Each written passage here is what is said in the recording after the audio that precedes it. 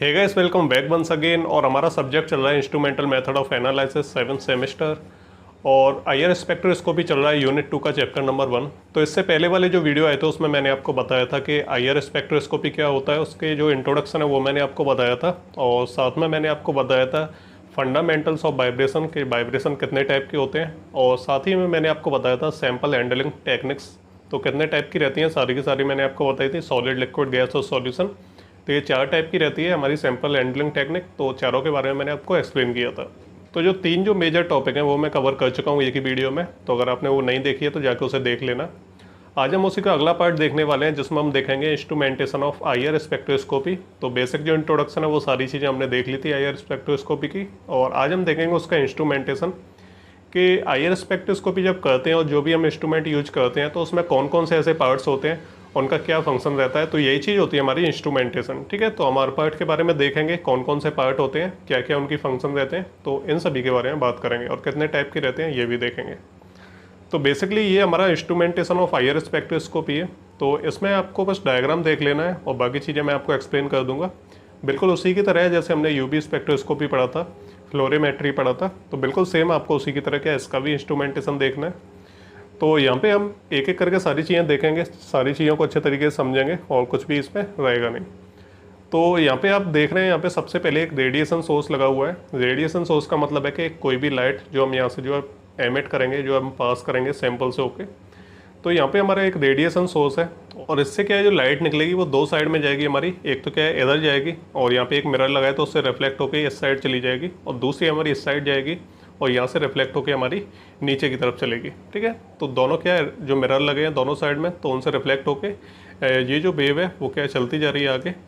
तो पहली जो ऊपर का आपको दिख रहा है यहाँ पे ये रेफरेंस दिया है और नीचे यहाँ पे सैंपल दिया है। तो जो लाइट है वो इससे होके पास होगी, यानी ऊपर जा रही है तो वो क्या रेफरेंस होके जाएगी, और नीचे से जा रही है तो वो सैंपल से होके जाएगी। सैंपल मैंने आपको बता दिए थे कि जो 4 तरह के सैंपल इसमें यूज करते हैं, सॉलिड, लिक्विड, गैस, सॉल्यूशन। तो मैंने आपको जब सैंपल हैंडलिंग टेक्निक बताई थी तो उसमें मैंने चारों को एक्सप्लेन किया था।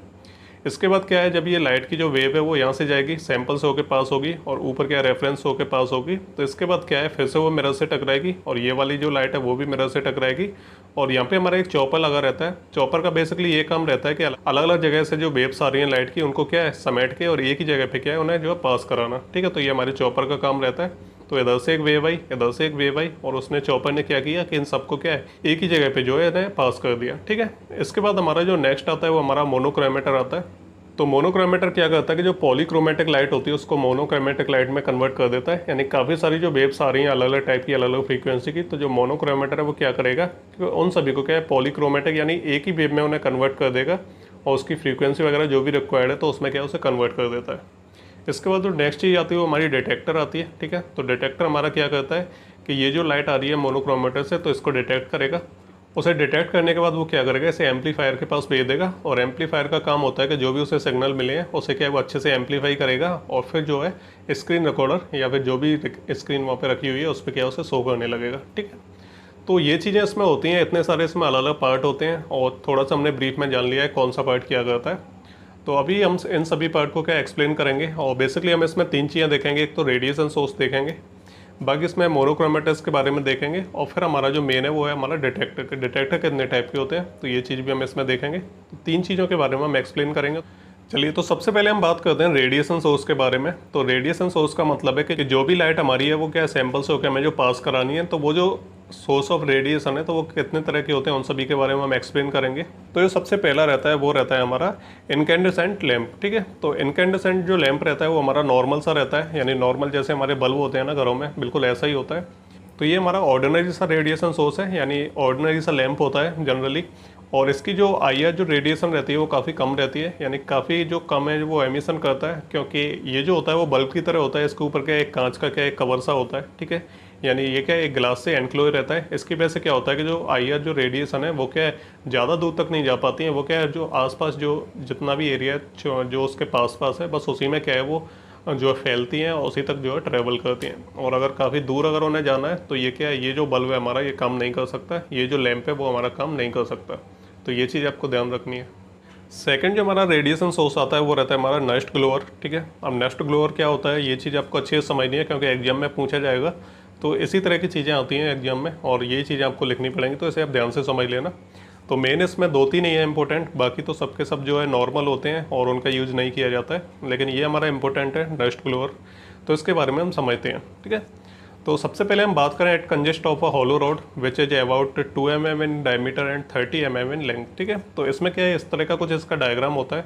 इसमें क्या है, ये हमारा जो नस्ट ग्लोअर है और इसके अंदर क्या 3 अलग अलग तरह की रॉड प्रेजेंट होती हैं, और ये जो रॉड है इनकी जो विड्थ होती है वो रहती है लगभग 2 mm। ठीक है, और इनकी जो लेंथ रहती है वो लगभग 30 mm तक रहती है। ठीक है, तो यानी इनकी जो चौड़ाई रहती है वो 2 mm तक रहेगी और लंबाई जो है नीचे की साइड ये क्या हमारी 30 mm तक रहती है। ठीक है, इसमें 3 हमारी रॉड अलग अलग प्रेजेंट होती हैं, और ये जो रॉड्स होती हैं एक है ऑक्साइड्स की बनी होती हैं। ठीक है, और ऑक्साइड्स में ये कौन कौन सी ऑक्साइड की बनी रहती हैं, तो जो पहली हमारी रॉड रहती है वो रहती है हमारी जिरकोनिया ऑक्साइड। ठीक है, ZrO2। दूसरी हमारी रॉड रहती है वो रहती है येट्रिया ऑक्साइड, और तीसरी हमारी रहती है वो रहती है थोरिया ऑक्साइड। ठीक है, तो ये हमारे कुछ रेयर अर्थ ऑक्साइड रहते हैं जो कि हमें रेयरली मिलते हैं अर्थ से, तो ये क्या है उनकी बनी हुई होती हैं। इसके अलावा हम बात करें तो it is non conducting at room temperature and must be heated by external means to be bring it to a conducting state. ठीक है, तो अगर हम इसे रूम टेम्परेचर पे अगर हम इसे यूज़ करें तो ये क्या है, नॉन कंडक्टिंग रहेगी, यानी कि ये लाइट जो है वो एमिट नहीं करेगी, यानी लाइट को क्या है, यानी ये रेडिएशन क्या है पास नहीं करेगी। हम क्या करेंगे कि इसके जो रूम का टेम्परेचर है उस पर तो ये काम नहीं करेगा, तो हम क्या ऐसे अलग से जो है हीट प्रोवाइड कराएंगे, और जब इसे अलग से हीट प्रोवाइड कराएंगे तब ये जो है रेडिएशन क्या है छोड़ना शुरू करेगी, यानी रेडिएशन क्या है ये एमिट करेगी। और जो जनरली जो टेम्परेचर रहता है वो हम कितना देते हैं इसे, वो रहता है हमारा लगभग 1000 से लेके 1800 डिग्री सेल्सियस तक। ठीक है, लगभग इतना टेम्परेचर अगर हम इसे देंगे तभी इसकी जो रेडिएशन है वो जो एमिट करना शुरू करेगा। और नेक्स्ट हम बात करें कि provide maximum radiation at about 7100 centimetre. ठीक है, तो यहाँ पे इसका जो वेव नंबर दिया हुआ है 7100, और अगर हम इसे वेवलेंथ में कन्वर्ट करें माइक्रोन में तो 1.4 माइक्रोन रहेगा। ठीक है, तो इसकी ये मैक्सिमम रेडिएशन है, यानी कितनी ये मैक्सिमम रेडिएशन दे सकता है, कितनी ज़्यादा से ज़्यादा रेडिएशन दे सकता है, तो ये रहती है हमारे को 7100 सेंटीमीटर। सबसे लास्ट पॉइंट की हम बात करें तो it emits the higher radiation over wide wavelength range. ठीक है, तो इसकी जो रेडिएशन रहती है वो काफ़ी वाइड वेवलेंथ की रहती है। ठीक है, जैसे मैंने आपको पिछले वीडियो में मैंने आपको बताया था कि एक तो नियर IR रहता है, फिर हमारा जो है मिड IR रहता है, फिर हमारा फार IR रहता है। तो ये जो रेडिएशन प्रोवाइड करता है तो वो हमारी फार IR वाली रेंज में आती है, यानी काफ़ी इसकी जो वेवलेंथ होती है वो काफ़ी ज़्यादा रहती है। ठीक है, तो ये चीज़ भी आपको ध्यान रखनी है। तो ये हो गया हमारा नस्ट ग्लोअर, इसके बारे में आपको बस यही जो इंपॉर्टेंट पॉइंट्स हैं जो आपको याद रखने हैं। ठीक, और नेक्स्ट हमारा जो रेडिएशन का सोर्स आता है वो होता है हमारा ग्लोबल सोर्स। ठीक है, तो ग्लोबल सोर्स में भी क्या है, एक रॉड टाइप की होती है, जैसे मैंने आपको नस्ट ग्लोवर बताया था ऐसे ही हमारा ग्लोबल सोर्स रहता है। इसमें भी क्या एक रॉड रहती है, उसमें क्या 3 रॉड प्रेजेंट थी और वो क्या ऑक्साइड की बनी थी, लेकिन इसमें जो रॉड प्रेजेंट होती है वो कार्बाइड की बनी रहती है। इसका नाम आपको याद रखना है सिंटर्ड सिलिकॉन कार्बाइड। तो ये हमारा क्या है एक तरह का कंपाउंड है, उससे क्या है ये रॉड बनी हुई होती है। ठीक है, और इसकी जो चौड़ाई रहती है वो लगभग 4 mm तक रहती है, इसकी जो लंबाई रहती है वो 50 mm तक रहती है। ठीक है, तो ये आपको कुछ पॉइंट याद रखने हैं। और नेक्स्ट हम बात करें तो ये भी क्या है नॉन कंडक्टिंग रहता है, रूम टेम्परेचर पे कोई भी लाइट एमिट नहीं करेगा, कोई भी रेडिएशन नहीं देगा, और जब हम इसका टेम्परेचर बढ़ाएंगे तब क्या है ये रेडिएशन जो है देने लगेगा। ठीक है, तो इसका जो टेम्परेचर रहता है रिक्वायर्ड टेम्परेचर तो वो जो है 1300 डिग्री सेल्सियस से 1700 डिग्री सेल्सियस तक होना चाहिए, यानी इतने टेम्परेचर पे क्या है ये जो है लाइट एमिट करने लगेगा। ठीक है, और इसके अलावा हम मैक्सिमम रेडिएशन की बात करें तो ये लगभग 5200 सेंटीमीटर इतनी जो है रेडिएशन मैक्सिमम प्रोवाइड कर सकता है। और इसके बाद हम बात करें तो इसकी जो इंटेंसिटी रहती है, ठीक है, लाइट की, वो क्या है थोड़ी सी कम रहती है नस्ट ग्लोअर के कंपेयर में। ठीक है, तो ये चीज़ भी आपको ध्यान रखनी है। तो ये हमारे 2 इंपॉर्टेंट हो गए और ये हमारे रेडिएशन सोर्स हो गए। नेक्स्ट हम बात करते हैं मोनोक्रोमेटर्स की। ठीक है, तो मोनोक्रोमेटर्स क्या करते हैं, जो पॉलीक्रोमेटिक लाइट होती है उसको मोनोक्रोमेटिक लाइट में कन्वर्ट कर देते हैं, यानी क्या ज़्यादा जो वेव्स आती हैं उनको क्या एक ही वेव में क्या कन्वर्ट कर देते हैं। तो और ये जो मोनोक्रोमेटर्स रहते हैं हमारे 2 टाइप के रहते हैं, एक तो प्रिज्म रहते हैं हमारे, एक ग्रेटिंग में रहते हैं। ठीक है, तो प्रिज्म में क्या है एक ही प्रिज्म होता है, और ये जो प्रिज्म बना होता है ये क्या हमारा अल्कली मेटल हैलाइड्स का बना रहता है। एग्जाम्पल देखें हम अल्कली मेटल हैलाइड्स के तो lithium chloride, lithium bromide, lithium iodide, ठीक है, पोटेशियम, रुबिडियम, NaCl, तो ये कुछ अल्कली मेटल हैलाइड्स हैं और जिनसे मिलके क्या है हमारा जो प्रिज्म है वो बना होता है। तो ये हमारा पहला मोनोक्रोमेटर हो गया। दूसरे की हम बात करें तो ग्रेटिंग। ठीक है, तो ग्रेटिंग में क्या है काफ़ी सारे प्रिज्म होते हैं जो कि एक सीरीज में जुड़े होते हैं। तो जो हमारा प्रिज्म था उसमें तो एक ही था, लेकिन हमारा जो ग्रेटिंग है इसमें काफ़ी सारे प्रिज्म होते हैं। ठीक है, और जैसा कि मैंने आपको बताया प्रिज्म हमारे क्या है अल्कली मेटल हैलाइड्स के बने होते हैं, जिसके एग्जाम्पल ये हैं सारे के सारे। और इसमें काफ़ी सारे जो प्रिज्म होते हैं जो एक सीरीज में जुड़े हुए होते हैं, और लाइट जब इनसे होके पास होती है तो ये क्या है उसे सेंटर में लेके आते हैं, ठीक है। तो बस आपको इसी तरह से जो है याद रखने हैं दोनों के दोनों मेथड। तो ये हो गया हमारे मोनोक्रोमेटर्स। अब हम बात करते हैं डिटेक्टर्स की। तो ये हमारे इंपॉर्टेंट है और ये आपको सारे के सारे पढ़ने अच्छे तरीके से। तो पहला जो डिटेक्टर आता है हमारा वो रहता है बोलोमीटर। तो डिटेक्टर पहले मैं आपको बता दूं क्या होते हैं, कि जैसे क्या है हमने जो सोर्स ऑफ रेडिएशन से हमने क्या है रेडिएशन जो है रिलीज की वहाँ से, तो वो क्या है सैंपल से होके और फिर क्या है हमारे डिटेक्टर तक पहुँचेगी। पहले मोनोक्रोमेटर से होके जाएगी और फिर क्या हमारे डिटेक्टर तक पहुँचेगी। तो डिटेक्टर क्या करता है कि वो क्या देखता है कि कितनी लाइट जो है हमारे सैंपल से पास होके जो है एमिट हुई है, यानी क्या सैंपल से होके कितनी लाइट इधर आई है। तो जो डिटेक्टर होता है वो उसे डिटेक्ट करेगा, ठीक है, उसे चेक करेगा कितनी ज़्यादा लाइट आई और उसी के हिसाब से हम क्या है जो सैंपल का एनालिसिस है वो करेंगे कि कितनी लाइट इसने जो एब्जॉर्ब कर ली और कितनी लाइट इसने एमिट की है, ठीक है। तो इस हिसाब से हम क्या है डिटेक्टर्स की हेल्प से हम इस चीज़ को जो है कैलकुलेट करते हैं और हम देखते हैं कि लाइट कितनी यहाँ पे आई है, ठीक है। तो हम क्या है लाइट को कैलकुलेट करेंगे।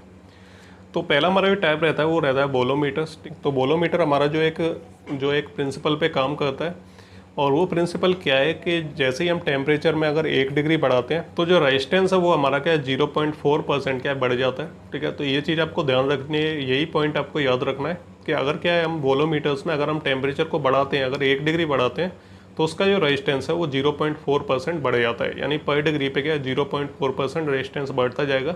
जैसे जैसे हम टेम्परेचर बढ़ाते जाएंगे वैसे वैसे क्या है रेजिस्टेंस बढ़ता जाएगा। तो ये मेन पॉइंट है इसका, ये आपको ध्यान रखना है। दूसरा इसका पॉइंट है वोलोमीटर इज अ थर्मोमेटल कंडक्टर, ठीक है। तो ये क्या है थर्मोमेटल कंडक्टर होता है, तो क्या है टेम्परेचर के ऊपर ये काम करता है। तो ये हो गया हमारा थर्मोमेटल कंडक्टर, ठीक है। और नेक्स्ट हम बात करें कि इसके अंदर क्या है एक थिन मेटल कंडक्टर होता है, ठीक है, जो क्या करता है टेम्परेचर को अगर बढ़ाते हैं तो उसका जो रेजिस्टेंस है वो भी इसका बढ़ता है। तो ये क्या है यही काम करता है। नेक्स्ट हम बात करते हैं थर्मोकपल के बारे में।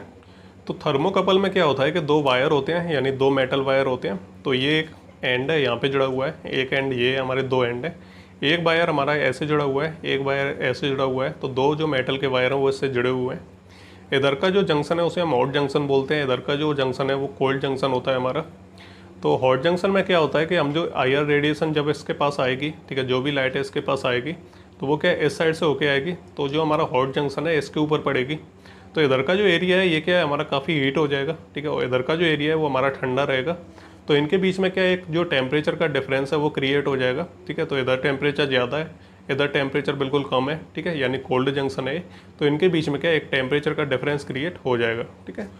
और जितना जो डिफरेंस है जो टेम्परेचर का डिफरेंस है उनके बीच में क्रिएट होगा, उसी के हिसाब से हम जो इलेक्ट्रिसिटी फ्लो को जो है कैलकुलेट करेंगे। यानी जितना ज़्यादा डिफरेंस क्रिएट होगा उतना ही ज़्यादा इलेक्ट्रिसिटी का फ्लो होगा, ठीक है। तो क्या है जो हमारा इलेक्ट्रिसिटी फ्लो रहता है वो क्या है directly proportional to temperature difference होता है, ठीक है। तो जितना ज़्यादा टेम्परेचर डिफरेंस उतना ज़्यादा इलेक्ट्रिसिटी फ्लो, जितना कम टेम्परेचर डिफरेंस उतना कम इलेक्ट्रिसिटी फ्लो। तो इस हिसाब से हम कुछ इसमें कैलकुलेट करते हैं और इसे हम बोलते हैं थर्मोकपल, ठीक है। बात करते हैं तीसरे हमारे डिटेक्टर की, वो है हमारा थर्मिस्टर्स, ठीक है। तो थर्मिस्टर्स क्या होता है हमारा, it is a fluid mixture of metal oxide, ठीक है। तो ये कैसे बना होता है कि कुछ हमारी मेटल ऑक्साइड रहती हैं, उनका क्या है एक फ्लूइड मिक्सचर रहता है जिसे हम बोलते हैं थर्मिस्टर्स, ठीक है। तो इसका प्रिंसिपल किस तरह से काम करता है कि अगर हम 1 डिग्री टेम्परेचर को बढ़ाते हैं तो ये रेजिस्टेंस होगा वो हमारा 5% तक कम हो जाएगा, ठीक है। यानी पर डिग्री पे क्या है 5% जो रेजिस्टेंस है वो कम हो जाएगा। तो ये बिल्कुल ऐसा ही है जैसा हमारा बोलोमीटर था। तो बोलोमीटर में क्या हो रहा था कि 1 डिग्री टेम्परेचर अगर हम बढ़ाते हैं तो वहाँ पे क्या है 0.4% क्या रेजिस्टेंस बढ़ता है, ठीक है। तो वहाँ पे हमने देखा कि क्या है टेम्परेचर बढ़ा रहे हैं तो रेजिस्टेंस भी क्या है बढ़ रहा है, ठीक है। यहाँ पे क्या अगर हम टेम्परेचर 1 डिग्री बढ़ाते हैं तो रेजिस्टेंस है वो कम हो रहा है, यानी 5% क्या कम हो रहा है पर डिग्री पे। तो ये क्या है पॉइंट है जो आपको याद रखने हैं। नेक्स्ट जो हमारा डिटेक्टर आता है वो रहता है हमारा गोलाय सेल। तो गोलाय सेल में बिल्कुल सिंपल सा इसका एक फंडा रहता है जो मैं आपको डायग्राम से समझा देता हूँ। तो इसमें क्या एक इस तरह का सिलेंडर रहता है, इसके अंदर क्या हमारी जीनोन गैस भरी होती है और इसकी जो एक साइड है इस पर क्या मेटल की प्लेट लगी रहती है। तो जैसे ही जो आईआर रेडिएशन है ये इससे टकराएगी या इसके ऊपर जब गिरेगी तो ये जो प्लेट है वो क्या हीट हो जाएगी और जब ये प्लेट अंदर की हीट होगी तो ये क्या है अंदर जो गैस प्रेजेंट है उसको भी हीट कर देगी और जैसे क्या है गैस भी हमारी हीट होगी तो इलेक्ट्रिसिटी क्या है इससे पास होने लग जाएगी। तो इस तरह से ये कुछ काम करता है हमारा जो गोलाय सेल रहता है, ठीक है। तो जैसे ही प्लेट के ऊपर जो आईआर रेडिएशन है वो गिरेगी तो प्लेट हीट होगी और प्लेट जब हीट होगी तो क्या अंदर की जो गैस है वो भी क्या हीट हो जाएगी और जैसे गैस क्या हीट होती है तो क्या है जो इलेक्ट्रिसिटी है वो हमारी पास होने लगती है इसमें से। तो कुछ हमारा ये तरीका है इसका, इसके अंदर जीनोन गैस भी प्रेजेंट होती है। तो ये कुछ पॉइंट हैं जो आपको बस याद रखने हैं और जब एग्जाम में पूछा जाता है तो आप इन पॉइंट्स की हेल्प से क्या बना के जो लिख सकते हैं, कोई दिक्कत नहीं आएगी। और जब ये हीट हो जाता है तो क्या है, एज अ कंडक्टर काम करता है, ठीक है। और जब ये हीट नहीं होता है तो ये नॉन कंडक्टर रहता है, ठीक है। तो जैसे ये कंडक्टर बन जाता है तो यह इलेक्ट्रिसिटी इससे पास होने लगती है। नेक्स्ट आता है हमारा फोटो कंडक्टिविटी सेल्स, ठीक है। तो it is a non thermal detector of great sensitivity. तो ये हमारा नॉन थर्मल रहता है, इसमें टेम्परेचर का कोई लेना देना नहीं है, टेम्परेचर घटे बढ़े उससे कोई फ़र्क नहीं पड़ता है। तो ये हमारा नॉन थर्मल डिटेक्टर है और इसके अलावा इसकी जो सेंसिटिविटी है वो काफ़ी ज़्यादा हाई रहती है। और हम इसकी बात करें तो इसके अंदर एक थिन लेयर प्रेजेंट होती है जो कि हमारी लेड सल्फाइड की होती है, ठीक है। या फिर हम बोल सकते हैं कि लेड टोल्यूराइड की रहती है। इसके ऊपर एक ग्लास का एनवलप भी बना होता है, ठीक है। एक बल्ब की तरह होता है हमारा ये भी, जिसे हम बोलते हैं फोटो कंडक्टिविटी सेल्स, ठीक है। और इसके ऊपर जब आईआर रेडिएशन डाली जाती है तो जो हमारी लेड सल्फाइड रहती है या फिर हम जैसे बोलते हैं लेड टोल्यूराइड, ठीक। और इसके ऊपर जब आईआर रेडिएशन डाली जाती है, ठीक है, और जैसे इससे क्या टकराती हैं आईआर रेडिएशन, तो क्या होता है कि जो लेड सल्फाइड की जो लेयर होती है वो क्या है, एज अ कंडक्टेंस काम करती है, ठीक है। और जब कंडक्टेंस ये काम करती है तो ज़्यादा से ज़्यादा जो करंट है इसमें से फ्लो होने लगता है। तो बिल्कुल सिंपल से फंडे हैं जो आपको याद रखने हैं, बिल्कुल भी कन्फ्यूज होने की ज़रूरत नहीं है। सबसे लास्ट हमारा आता है पायरो इलेक्ट्रिक डिटेक्टर्स, ठीक है। तो ये थोड़ा सा कॉम्प्लिकेटेड है, आपको बस इसके पॉइंट्स को याद रखना है, ठीक है। तो इसमें क्या है, डाई इलेक्ट्रिक का आपको ध्यान रखना है कि अगर उसे हम प्लेस कर देते हैं इलेक्ट्रोस्टैटिक में तो पोलराइज हो जाता है, और इलेक्ट्रोस्टैटिक में से हटा लेते हैं तो ये क्या हमारा डीपोलराइज हो जाता है। एक तो ये पॉइंट आपको याद रखना है। इसके अलावा एक और पॉइंट है जिसमें क्या हमें याद रखना है कि जो फेरो इलेक्ट्रिक जो कंपाउंड्स होते हैं, ठीक है, तो वो क्या करते हैं, वो काफ़ी ज़्यादा स्ट्रॉन्ग रेजिडुअल पोलराइजेशन को शो करते हैं। और इनका जो रेजिडुअल जो पोलराइजेशन रहता है वो काफ़ी टेम्परेचर सेंसिटिव होता है, ठीक है। तो अगर टेम्परेचर के अगर कांटेक्ट में आता है तो काफ़ी ज़्यादा वो सेंसिटिविटी को शो करता है। और इस तरह के जो मटेरियल्स होते हैं जो कि रेजिडुअल पोलराइजेशन होता है उनमें और टेम्परेचर सेंसिटिव होते हैं, तो इस तरह के मटेरियल्स को हम जो पायरो इलेक्ट्रिक बोलते हैं।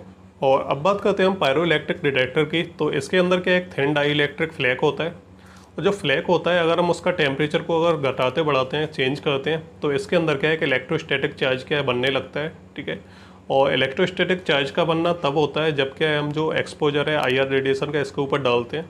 तो बस सिंपली आपको ऐसे याद रखना है कि जो पायरो इलेक्ट्रिक डिटेक्टर रहता है उसके अंदर एक थिन डाई इलेक्ट्रिक फ्लैक रहता है। जब हम उसके ऊपर आईआर रेडिएशन डालते हैं तो क्या है उसका जो टेम्परेचर है वो घटता है या फिर क्या बढ़ता है, ठीक है। अगर वो बढ़ेगा तो उसके अंदर क्या इलेक्ट्रोस्टैटिक चार्ज क्या है पास होने लगेगा, यानी उसके अंदर से इलेक्ट्रिसिटी है वो पास होने लगेगी। इसके अलावा हम बात करें कि जो पायरो इलेक्ट्रिक जो फ्लैक होता है उसे क्या है हम जो सिंगल क्रिस्टल रहता है उसमें से उसे कट करते हैं।